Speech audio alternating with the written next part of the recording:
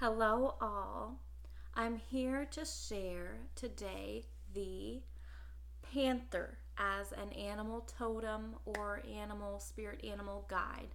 And I want to separate also as well with panther the black panther. So after I'm done with panther, I'm going to come into black panther because it is separated. So info on the panther. It's all about reclaiming one's true power. They are smaller than all the other cats of the jungle and, just cougars, things like that. They're the smallest one, but more fierce than any other. We're also going to have, as a whole, the totem for the panther. And then there is a little bit of separateness with even the leopard and jaguar, as it can be debatable what the panther falls into, or there can be just different characteristics physically. And, of course, in this way. So, some things about the totem, how you know you have the totem of a panther. Now, I'm going to tell you this. This is where I can come in and help, is where I can help you figure out what your totem is.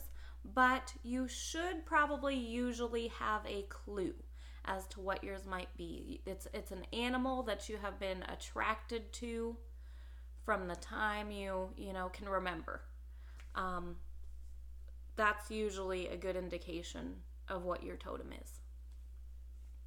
But there are, of course, more than one. Usually there can be more than one, like I said, 1 to 5. So it's also finding your other ones. It's great to know. It really helps you and helps to see signs and able to recognize things, and also help with your characteristics. Okay, so back to the totem. So some things about the totem of the panther. Ferocity, valor. You're multi-talented. So you have many different skills, but the key to that as well is honing in and really getting down to what specific skills or what really makes you happy, what you really want to do, because sometimes you can get lost and never feel fully satisfied because they're all over the place, but really it's just because you're good at a lot of things. But if you can bring that in to only one or a few things, then that it would be very helpful for you. Very graceful. The greatest power is in your silence. So here we have, sometimes on the other hand, your greatest power is in silence, because when you think of the panther as how it attacks, right?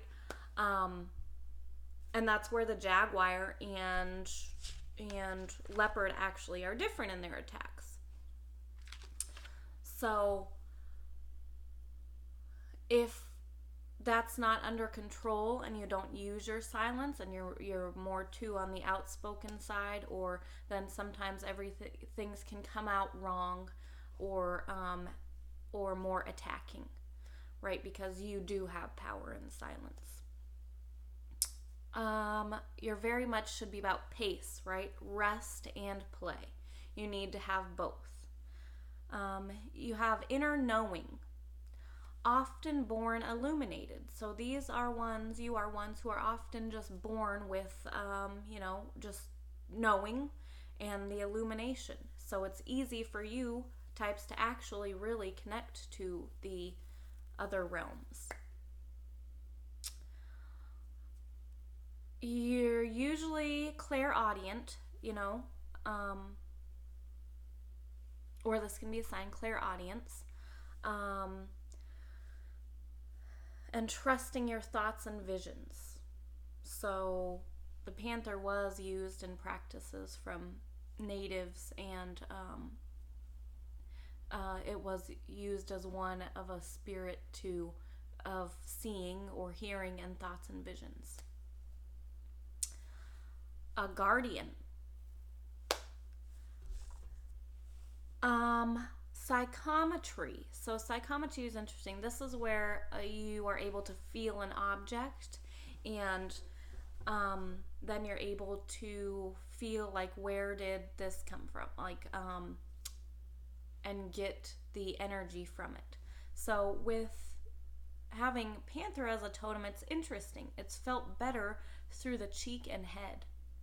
So you would do better with psychometry, putting an object to your face, head, face.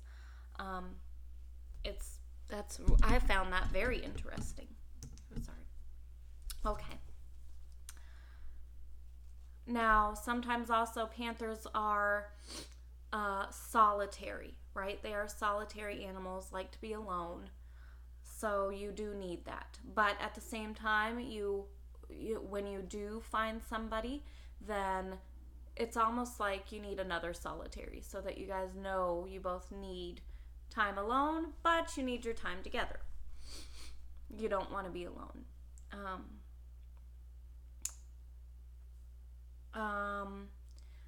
Pushing too hard on any one task, you need to be careful, because this can cause an imbalance. This is kind of where the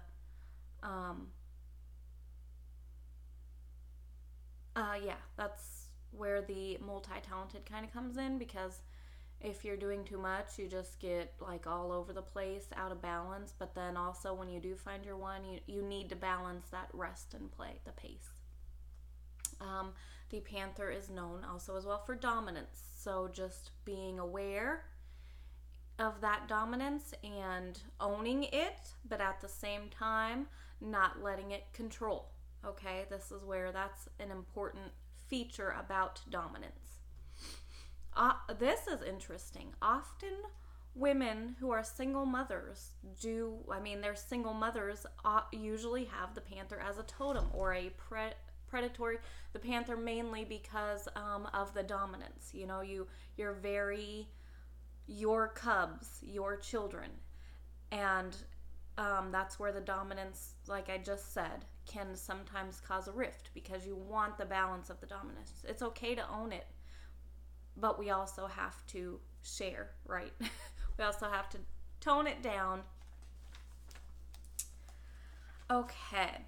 Here's the difference with the leopard and jaguar as far as your totems, but as far as the difference is mainly in the action of attack. Okay? So, while the leopard, you want to try not to confront. You're better with not confrontation and not going for the throat, so to say. With the jaguar can just be more sensitive. So they lean to temper responses, so you want to try and stay in your balance your emotions, know your emotions, and can unintentionally wound deeply. So just being very careful. That comes back to the silence is sometimes better.